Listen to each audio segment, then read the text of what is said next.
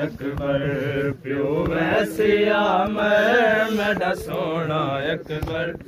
अखियां ना बंद कर मेरा सोना अकबर प्यो वैसिया मेरा सोना अकबर अखियां ना बंद कर मेरा सोना अकबर प्यो वैसिया मेरा सोना अकबर अखियां ना बंद कर मेरा सोना अकबर प्यो वैसिया मेरा सोना अकबर अखियां ना बंद कर मेरा सोना अकबर प्यो वैसिया मेरा सोना अकबर अखियां ना बंद कर मेरा सोना अकबर प्यो वैसिया मेरा सोना अकबर अखियां ना बंद कर मेरा सोना अकबर ओ मैं को करना तन्हा धड़बाद बचड़ा मैं को करना तन्हा धड़बाद बचड़ा तेरा कोई नहीं हम सर मेरा सोना अकबर अखियां ना बंद कर मेरा सोना अकबर प्यो वैसिया मेरा सोना अकबर अखियां ना बंद कर मेरा सोना अकबर प्यो वैसिया मेरा सोना अकबर अखियां ना बंद कर मेरा सोना अकबर परदेस आके इंज नहीं करीदा रावा चिकलिया छड़ नहीं वजीदा परदेस आके इंज नहीं करीदा रावा चिकलिया छड़ नहीं वजीदा तेरे बाद बचड़ा बड़ी लाश रुलसी तेरे बाद बचड़ा बड़ी लाश रुलसी मेरा सोना अकबर अखियां ना बंद कर मेरा सोना अकबर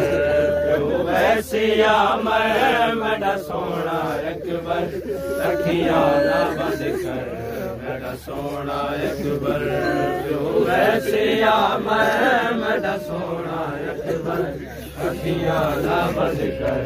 मेरा सोना अकबर प्यो वैसिया मेरा सोना अकबर अखियां ना बंद कर मेरा सोना अकबर दा लाशा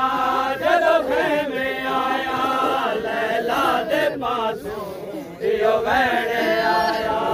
अकबर दा लाशा जदों खेमे आया लैला दे पासों दियो वैणे आया मां छड़ के मैं को एक बार बैठे मां छड़ के मैं को एक बार बैठे एहसान चाकर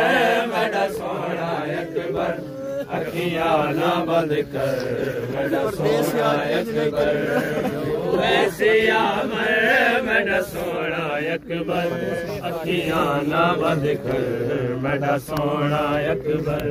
परदेस आके इंज नहीं करीदा रावा चिकलिया छड़ नहीं वजीदा परदेस आके इंज नहीं करीदा रावा चिकलिया छड़ नहीं वजीदा तेरे बाद बचड़ा मेरी लाश रुलसी तेरे बाद बचड़ा मेरी लाश रुलसी सीने देते सर मेरा सोना अकबर अखियां ना बंद कर मेरा सोना अकबर प्यो वैसिया मेरा सोना अकबर अखियां ना बंद कर मेरा सोना अकबर प्यो वैसिया मेरा सोना अकबर अखियां ना बंद कर मेरा सोना अकबर बड़ी इन्ना लिल्ला या राधा जाया बहुआ का आया बड़ी इन्ना लिल्ला राधा जाया मकतल चुखे में बहुआ का आया रो रो के आखे क्यों लगीना रो रो के आखे क्यों लगीना खून विच तर मेरा सोना अकबर अखियां ना बंद कर मेरा सोना अकबर ऐसिया मेरा सोना अकबर अखियां ना बंद कर पर मोहम्मद वाले मोहम्मद सल्लल्लाहु